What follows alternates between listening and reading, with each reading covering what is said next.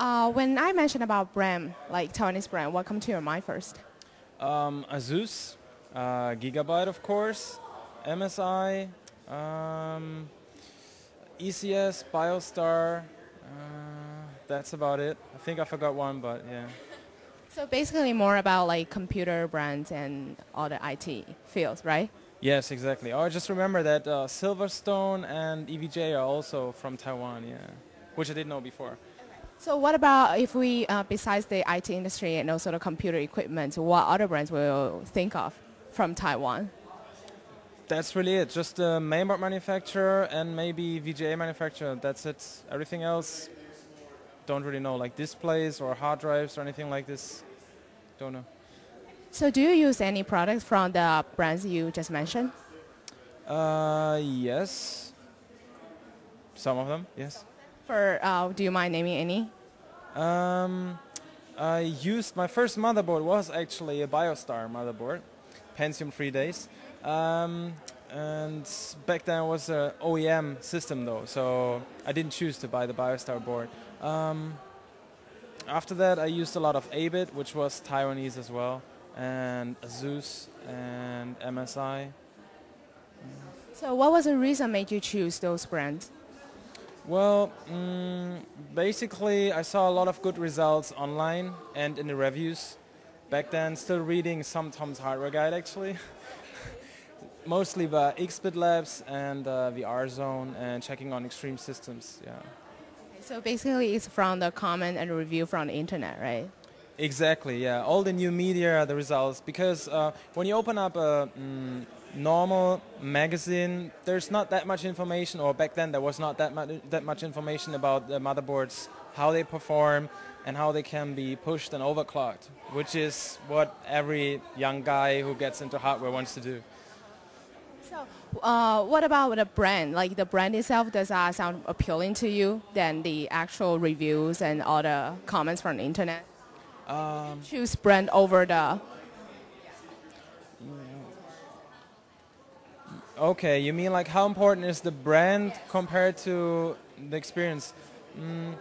I would say it's very important. There's a lot of people who buy a certain brand because they've had a good experience with that brand for several years. So it's something that the brand you really have to build for several years. And then even if you have a product that's not that good, there's still many loyal customers who will still buy your product because they always enjoyed your products, they always had a good time with your products. So the brand loyalty in the overclocking world, I think for most people is pretty strong. For the top overclockers, it tends to be they really don't care. They just want the best performance and they're not very loyal to any brands. Yeah. But for the most overclockers, they're really loyal to brands. So Asus has very strong brand position in the overclocking. MSI used to have, but they had so many not so good products in a row and bad marketing that they kind of disappeared in the overclocking scene. So that's a good example of how important branding is, and you have to do it with the power users, how important the branding with the power users is. So you mentioned about like Asus, they have a really good marketing skill. Do you mind giving us some example? What actual marketing strategy work on you? I would say the ROG brand itself is very good for marketing, even though I personally have to say I didn't have a good experience with it and didn't like it, and I preferred the normal ASUS boards. But yeah, and then another example would be, for example, DFI. DFI has had very good branding and very good products for a long time, so they're still working a lot with the branding. So since you're here, what do you think about the event in Gigabyte? I think it's a very, very nice event, and I'm very glad I could be here. And I'm really surprised how big and professional the event is organized. Because I have to say, it's so far, from what I've seen from all the events that are happening recently, this was by far the best event. It was really very professionally organized and very nice, yeah. So do all this promotion will probably change, will they actually change your loyalty? Because I can hear you're pretty strong, fans of, Asus.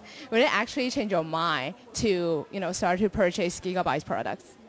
Actually, after this event, I would say yes. I definitely have a better impression of Gigabyte and Gigabyte as an overclocking brand.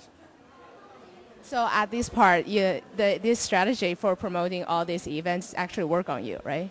Yes, and I'm working with the industry for quite some years, so yeah, that was very impressive, I have to say. Yeah. I've seen a lot, and this was really good. Yeah.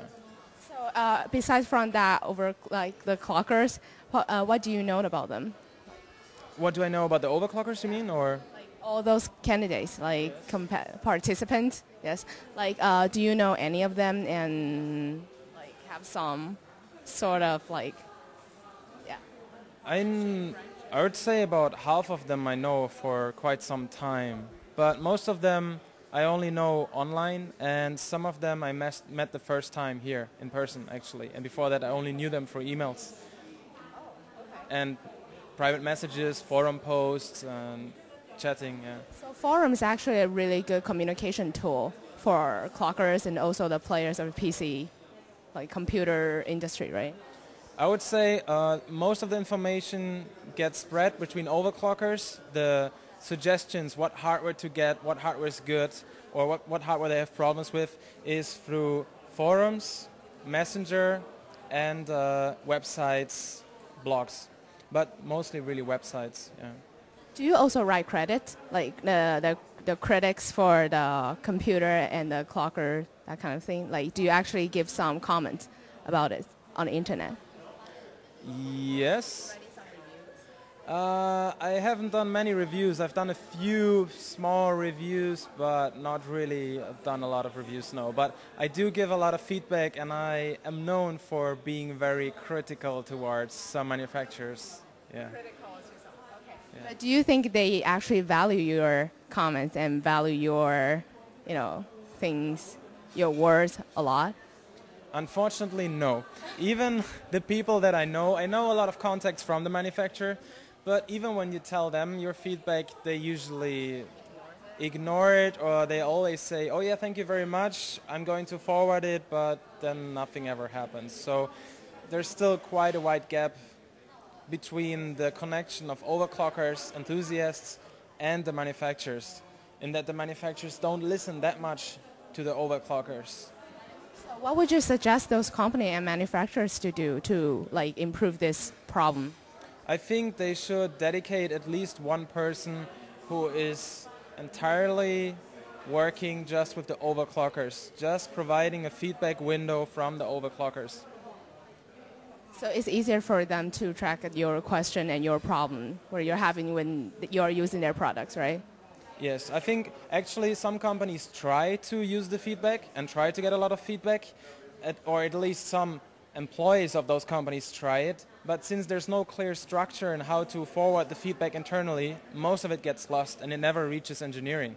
So the FAEs actually try to improve something. They get the feedback, or the marketing people, but they don't manage to forward it to the engineering team to actually change something. So what if a company, they actually add this, like customer service in their marketing strategy? Would you think it will help your, trigger your desire to buy their products too? Like they have a really good customer services after. Definitely. I mean, if I'm an overclocker and I buy a board to push it to high speeds, and I encounter some problem that I can't really overclock one part of the motherboard, let's say I can't get the FSB over a certain speed, or one video card doesn't work in the board, if there's somebody who I can talk to who will listen to me and then forward that information, even if it doesn't actually solve my problem, just having somebody from that company who officially listens to me and says, okay, I'll try to get it fixed, that alone is already very important, and I think really helps in creating a positive image to that brand and making it more popular amongst overclockers. So actually a good customer service will build up the good image for the whole brand marketing strategy, right? Yeah, just sending out or throwing the hardware at the enthusiasts alone is not enough, because the deeper you work, or the more you work with hardware, the more you notice that there's not one board or one VGA that always works, or one CPU. It's always about the combination of hardware, and there's no combination of hardware that always works for every system. So it's very important to have good feedback and be able to fix possible compatibility problems or overclocking limits with some combinations of hardware.